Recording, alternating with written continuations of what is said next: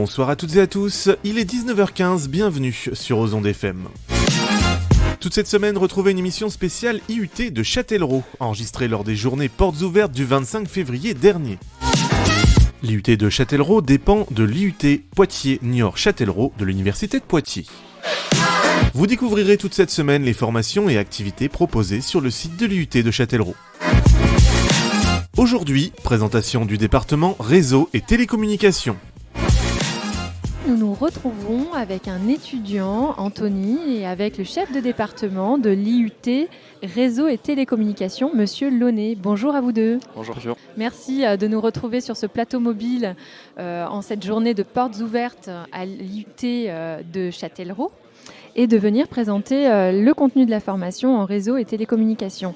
Alors je me tourne vers Monsieur Launay et je voulais savoir en quoi consiste la formation réseau et télécommunications exactement et quel est l'objectif de cette formation. Alors, la formation réseau télécom est destinée à former des techniciens à Bac+3 dont les compétences est de mettre en place une infrastructure réseau pour les entreprises, mais également de gérer le réseau au niveau des opérateurs. D'accord, alors souvent je crois savoir qu'on peut confondre avec un IUT informatique. Est-ce que c'est la même chose? Quelles sont les distinctions exactement entre réseau et télécommunications ou si on s'oriente vers un but informatique? La formation informatique va créer des développeurs, alors que nous, on va plutôt utiliser des logiciels. D'accord. De manière à mettre en œuvre notre infrastructure. D'accord. Donc, d'un point de vue informatique, on en fait un tout petit peu parce qu'il faut être capable d'automatiser des tâches, Oui. tout ce qui est quotidien, tout ce qui est un peu répétitif. Les étudiants doivent apprendre à programmer des tâches répétitives, mais on est formé au codage Python, mais on ne fait pas de code pour des solutions logicielles. D'accord. Donc si j'ai bien compris, maintenant, la formation à l'IUT se déroule sur 3 années. Comment on fait pour postuler? Sur quels critères vous vous appuyez en fait pour recruter vos étudiants dès la première année? Le Parcoursup est le point d'entrée de notre formation, avec la possibilité d'y entrer en étant en bac général, en bac techno ST2D, en bac pro SEN.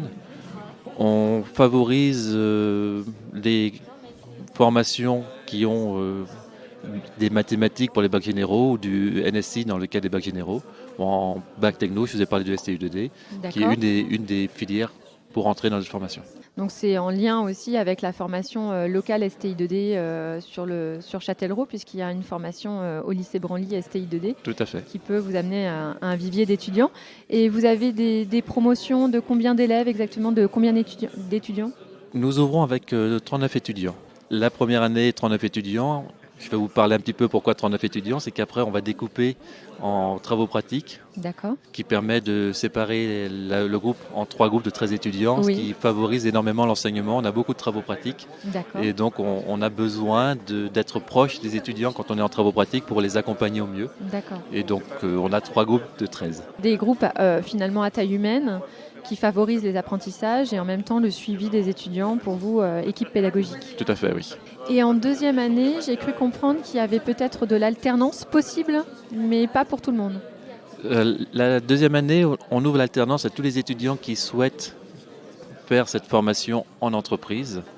On ne dit pas pour tout le monde parce que c'est des contraintes. Quand l'étudiant en entreprise part en entreprise, il faut que nous, on assure les enseignements pour ceux qui sont présents. Et comme on est en groupe de 13, il faut un minimum 13 étudiants. Pardon, pas minimum, il nous faut toujours avoir 13 étudiants à peu près par promotion. Donc c'est pour ça qu'on ouvre l'apprentissage pour 13 étudiants ou 26 étudiants ou 39 étudiants. D'accord, très bien, j'ai compris. Donc comme ça permet en fait de faire des groupes de TP avec les alternants et pas faire du mixte entre alternants et non alternants. Tout à fait, oui. Si on ne fait pas d'alternance, est-ce qu'il y a des stages? Est-ce qu'il y a un lien avec le monde professionnel? En fin de deuxième année, il y a 12 semaines de stage qui est proposé aux étudiants et en troisième année, ceux qui continuent en formation initiale vont avoir encore 16 semaines de stage. D'accord. Mais on peut partir également en apprentissage en troisième année. D'accord, donc ça veut dire que l'apprentissage, c'est pas la première année. La deuxième année, on peut faire un parcours en apprentissage ou en stage, donc c'est-à-dire un parcours en initial. Et puis la troisième année, même si on n'a pas commencé en alternance en deuxième année, on peut éventuellement choisir aussi l'option alternance à partir de la troisième année. Tout à fait, donc on peut faire l'alternance sur 2 ans ou une année. J'avais une question à vous poser. Un étudiant qui fait une formation universitaire dans le même champ disciplinaire que vous en sciences, mais qui n'était pas à l'IUT, est-ce qu'il peut vous rejoindre en deuxième année ? On recrute également en deuxième année à partir d'un site qui s'appelle eCandida, donc eCandida.univ-poitiers.fr, ce qui permet effectivement à des étudiants de BTS ou de licence d'intégrer notre formation. On étudie les dossiers, on essaye de prendre rendez-vous avec l'étudiant pour voir ses motivations avant de l'intégrer dans notre formation. Où est-ce qu'ils font de l'alternance ou des stages, les jeunes ? Est-ce que c'est plutôt sur le bassin Châtelleraudais ou est-ce que c'est un petit peu partout ? On a des contacts avec beaucoup d'entreprises sur Châtellerault, sur Poitiers, mais également sur Tours, sur Bordeaux, sur Angoulême, sur Orléans. On a des étudiants aussi qui viennent de Nantes, dont les parents habitent à Nantes et qui préfèrent faire leur apprentissage à Nantes. Donc on a énormément de contacts avec les entreprises, principalement sur Poitiers et principalement avec un opérateur. D'accord. Mais toute entreprise qui souhaite avoir un alternant peut nous contacter dans la partie réseau télécom et on a un contrat après qui nous lie pendant 1 année ou 2 années. Donc je me tourne cette fois-ci vers Anthony. Je voulais savoir pourquoi vous avez fait ce choix de vous tourner vers cette formation en réseau et télécommunications à Châtellerault. Alors il faut savoir que moi j'ai candidaté sur Parcoursup à plusieurs BUT, notamment BUT informatique et réseau et télécommunications. Et j'ai décidé donc de me tourner vers le RET, donc réseau et télécommunications, parce que je trouvais que les études apportaient plus de portes pour le futur. D'accord, donc finalement c'est pas un choix contraint par l'algorithme Parcoursup. Non. C'est un choix vraiment éclairé et en correspondance avec ce que vous aviez sélectionné en fait comme formation. Et je crois savoir que vous ne venez pas du tout de Châtellerault. Vous venez d'où exactement ? Je viens donc d'Aix-en-Provence. D'Aix-en-Provence, mais vous faites de la route. Vous retournez tous les week-ends chez vos parents ? Non, que pendant les vacances. Ah, que pendant les vacances. Vous êtes raisonnable hein en termes d'impact carbone. Bon, ça c'est très bien. Et donc la vie à Châtellerault, comment ça se passe ? Au début, c'est compliqué. Il faut s'y faire. Oui. Il faut avouer qu'il n'y a pas énormément de choses, mais on a commencé donc avec le bureau des étudiants à faire quelque chose. Donc ça commence à être quelque chose. D'accord. Et vous vous êtes acheté une doudoune ? Oui, forcément avec le temps, oui. Comment ça s'articule une journée type pour un étudiant ou une étudiante ? Il faut savoir que ça reprend un peu niveau heures de cours comme le lycée. D'accord. C'est qu'on est quand même encadré par les professeurs, contrairement à l'université à la fac. Le rythme est intense. Il reste un peu intense, mais il faut savoir s'y mettre. Donc on commence souvent à 8h, 9h et on finit la journée entre 15h et maximum 18h. En termes de travail personnel, vous avez beaucoup de travail personnel ? On a un petit peu de travail personnel, oui, en effet, pour quand on prépare les TP et quand il faut exactement faire les TD. Et au niveau du rythme des partiels, ça se passe quand les partiels ? Quand est-ce que vous avez des évaluations, les évaluations ponctuelles ? Alors il faut savoir qu'en BUT, c'est pas vraiment des partiels puisque c'est censé être donc en contrôle continu. Donc on a des contrôles qui sont disposés dans la semaine. Oui. En moyenne, je dirais 1 par semaine, actuellement en tout cas. Pour en arriver à cette formation en fait réseau et télécommunications, vous êtes issu d'un bac plutôt scientifique, on est d'accord ? Oui, je suis d'un bac général avec les spécialités NSI et mathématiques. En termes d'adaptation face donc aux enseignements ici, est-ce que c'était difficile ou est-ce que vous êtes à l'aise malgré tout ? Sortant donc de la spécialité NSI, au début c'est beaucoup de rappels quand on fait donc de la programmation ou quand on fait complètement du réseau. D'accord. C'est quelque chose qu'on a déjà vu donc moi en première et en terminale, donc avec la spécialité. Donc c'est beaucoup de rappels, mais ça reste quelque chose quand même d'intense quand on commence à arriver vers janvier. Alors je me tourne vers Monsieur Launay. Je voulais savoir exactement comment s'articulait le contenu de la formation, c'est-à-dire l'équilibre entre les matières principales techniques et quelles sont-elles exactement, et les matières qui sont plus générales. Est-ce qu'il y a des langues, est-ce qu'il y a du français, comment ça se passe ?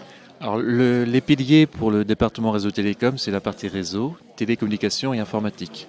Ça fait à peu près un quart de la formation, chacun de ces piliers. Et il reste 25% qui sont en mathématiques, en français, ou du moins comment présenter son CV, comment se comporter en entreprise, de l'anglais. Et on a également des options. L'option langue LV2, donc espagnol, des options théâtre, des options sport. D'accord. Qui permet donc à l'étudiant de s'épanouir en dehors de ses cours et de faire soit du sport, soit du théâtre. Oui, c'est très riche en fait, finalement. Et vous faites quoi comme option alors ? Moi je fais l'option théâtre et l'option sport. D'accord, donc toutes les options quasiment. J'essaie de faire le plus pour la vie étudiante. Sauf l'espagnol finalement. Parce que c'est maximum 2 options. Ah d'accord, très bien, sinon vous auriez pris les 3. Non. Pas espagnol. Je sais que vous avez eu l'opportunité de venir à la radio et que vous avez enregistré une émission qui s'appelle Deepfake. Voilà, un c'est ça. podcast Deepfake qui va s'intégrer à l'émission Le Globe, qui n'a pas encore été diffusée. Je voulais savoir dans quel contexte en fait vous avez eu l'opportunité de venir chez nous et de faire de la radio. Il faut savoir que donc on avait un podcast à enregistrer, donc de nos propres moyens, et donc il y a notre prof de communication qui nous a conseillé où on pouvait enregistrer, et donc on nous a parlé donc de cette radio, et donc c'est comme ça qu'on vous a contacté pour ensuite faire cette émission. Et avec le recul, l'expérience, vous avez trouvé ça profitable? Moi j'avais déjà fait un peu de radio et j'adore toujours ça, donc vraiment c'est une bonne expérience, et puis pour mes collègues qui étaient avec moi, je pense qu'ils ont bien aimé aussi. D'accord, très bien. Bon, ça nous fait plaisir. Vous pouvez revenir quand vous voulez. Pas de souci. Maintenant, je voulais revenir sur la vie du campus. Quelles sont les activités, les services en fait qu'offre le campus? Est-ce qu'il y a une vraie vie étudiante ici? Alors il faut savoir que c'était un peu compliqué donc avec le Covid, mais là comme je l'ai dit peut-être tout à l'heure, on a commencé à reprendre le bureau des étudiants. Mhm. Et donc l'année prochaine, on va vraiment enclencher la seconde, comme je pourrais dire, pour la vie étudiante sur le campus. D'accord. Parce que là, il faut savoir, du coup, nous, on essaye d'encadrer donc des projets tutorés. Oui. Donc on a des tournois de foot, tournois de jeux vidéo, etc. D'accord. qui arrivent. Et au niveau du bureau des étudiants, du BDE, est-ce que c'est un BDE par département ou ça couvre l'ensemble des départements Non, ici? c'est un BDE qui est pour les 3 départements, donc TC, RT et MP. D'accord, ce qui permet de créer du lien en fait Exactement, avec c'est- le pôle IUT. C'est le but, c'est que chaque département en fait puisse se rassembler pour que ce soit vraiment que tout le monde profite de sa vie étudiante. Alors vous venez de loin, donc pour l'installation à Châtellerault, comment vous avez fait pour trouver un logement? Alors au début évidemment j'ai regardé donc les offres qui pouvaient exister sur Le Bon Coin, Mhm. etc. Et au final donc je suis tombé sur SEM Habitat. D'accord, Et, Sam Habitat. SEM Oui. Habitat, pardon. Et ils proposent des sortes de résidences universitaires. Oui. Et du coup j'ai demandé, il y avait une place et j'ai eu mon appartement. Et au niveau des loyers, vous trouvez ça raisonnable pour un étudiant? Complètement, parce que il y a les APL, Mhm. ça aide énormément, et honnêtement le loyer à Châtellerault n'est pas celui d'Aix-en-Provence. Dans la vie quotidienne à Châtellerault, au niveau de la résidence universitaire à la SEM Habitat, vous êtes en centre-ville, à l'extérieur? On est sur Châteauneuf, donc Oui. c'est en bord de ville je dirais Oui. quand même. Oui, tout à fait, du côté de la manufacture d'armes, C'est l'ancien ça. site, d'accord. Et donc le quotidien, vos courses, l'accès au centre-ville, est-ce que vous faites des choses à Châtellerault? Ah oui, on sort souvent donc quand même sur Châtellerault, on essaye. D'accord. Pour les courses, il y a des magasins pas loin. Oui, Après, moi je suis véhiculé, donc Oui. ça aide, mais même en vélo ça se fait. Puis niveau vie étudiante en dehors de cela, des fois il nous arrive qu'on mange ensemble un soir, qu'on fasse des soirées entre nous. d'accord. voilà. Alors quel conseil vous pourriez donner à un étudiant qui souhaite faire une formation supérieure à Châtellerault et qui vient d'une autre ville pour s'adapter le mieux possible en fait à Châtellerault? Je dirais que ça soit de se lancer et Mhm. de se préparer quand même, parce que c'est toujours quelque chose de vivre seul, mais c'est du positif je trouve. Et l'année prochaine, vous continuerez à Oui. vivre seul ou à faire une coloc? Non, je resterai donc dans mon habitation. Donc revenons sur votre formation maintenant en réseau et télécommunications. Vous nous avez dit que vous étiez en première année de bachelor. C'est bien ça, Anthony? Oui, c'est ça. Et l'année prochaine, alors quelles sont les possibilités de poursuite d'études qui s'offrent à vous? Alors l'année prochaine, donc moi je compte continuer le BUT sur 3 ans. Mhm. Et ensuite, donc je sais que moi je voulais pas faire l'alternance, et donc j'ai choisi moi si c'est possible, de faire carrément un semestre à l'étranger. Donc j'ai vu avec mes professeurs, c'est possible, il faut qu'on voit avec l'université De Poitiers. Oui, mais qui sont en partenariat avec l'IUT de Châtellerault. D'accord. Donc je sais très qu'il y a bien. le Canada, et donc Ah, d'accord. c'est en projet. Voilà. Monsieur Launay, vous voulez nous en dire un petit peu plus sur justement cette possibilité de partir à l'étranger pour vos étudiants? Alors, cette alternative de partir à l'étranger date depuis quelques années avec le Canada. Ça s'est arrêté avec le Covid. Donc on a des bonnes relations. Le Canada a une formation qui est similaire à la nôtre dans le Oui. réseau. Moi, il y a quelques années, j'avais accueilli un étudiant canadien pour monter un D'accord. projet de téléphonie. Mhm. Et donc on est très content de poursuivre cette relation et de pouvoir justement profiter de cette relation pour envoyer des étudiants D'accord. avec double expérience. C'est quelque chose d'exceptionnel en fait de partir à l'étranger dans le cadre de votre formation ou c'est récurrent? C'est récurrent en stage, mais pour une période de 12 ou 15 semaines, exceptionnelle pour 6 mois. Et est-ce qu'il y a des aides spécifiques? C'est dans le cadre d'Erasmus ou pas du tout? Il y a des aides. Alors, la personne qui gère les relations internationales, Madame Louise Jacquet, qui a travaillé, qui travaille tout le temps au département, qui a été responsable du site. Et c'est donc elle qui met en œuvre les aides et qui accompagne les étudiants pour pouvoir profiter de l'aide internationale de mobilité. Donc l'année prochaine, c'est le premier ou deuxième semestre où vous allez partir? Le deuxième semestre. Le deuxième semestre où vous allez partir. Très bien, c'est une super expérience tout ça. Ah oui. Même si l'année n'est pas terminée, quel bilan vous tirez en fait de ces premiers mois passés à l'IUT Réseau et Télécommunications à Châtellerault? Que du positif. Au début, forcément, venant de loin, c'est un peu compliqué, etc. Mais au final, le fait qu'en fait, on fasse des TD en groupe, des TP en groupe, ça forge du lien, en fait, forcément. Du coup, j'ai passé une bonne début de semestre. Donc ça veut dire qu'il y a une bonne ambiance dans la promotion, c'est ça? Vraiment, oui. Bon, ça, c'est quelque chose d'important parce qu'effectivement, il y a la dynamique de groupe qu'il faut créer. Et si la mayonnaise prend pas... Oui, c'est très important, d'autant plus qu'ils sont que 39 étudiants.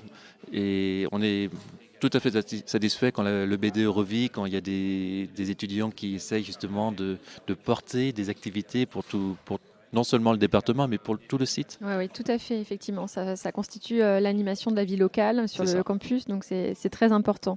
Est-ce que vous avez un dernier conseil pour celles et ceux qui nous écoutent et qui aimeraient postuler chez vous? Est-ce qu'après la sélection Parcoursup, est-ce qu'il y a un entretien? Comment ça se passe? Alors, après Parcoursup, ou pendant la phase de Parcoursup, on propose un entretien aux étudiants.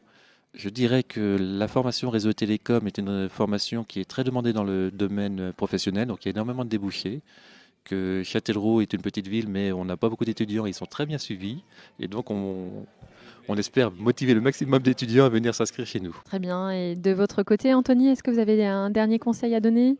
Il ne faut pas hésiter, il faut foncer. Anthony et Monsieur Launay, je vous remercie pour toutes les explications que vous nous avez données sur l'IUT Réseau et Télécommunications. On invite nos auditeurs à écouter bientôt le podcast sur Deepfake qui sera annoncé sur nos réseaux sociaux. Merci beaucoup et à très bientôt. Merci à vous. C'était la présentation du département Réseau et Télécommunications dans le cadre de notre semaine spéciale IUT de Châtellerault. Vous pouvez retrouver cette émission sur ozondes.fr à la rubrique émission spéciale. Rendez-vous demain pour la présentation du département technique de commercialisation. Bonne soirée à l'écoute d'Ozondes FM.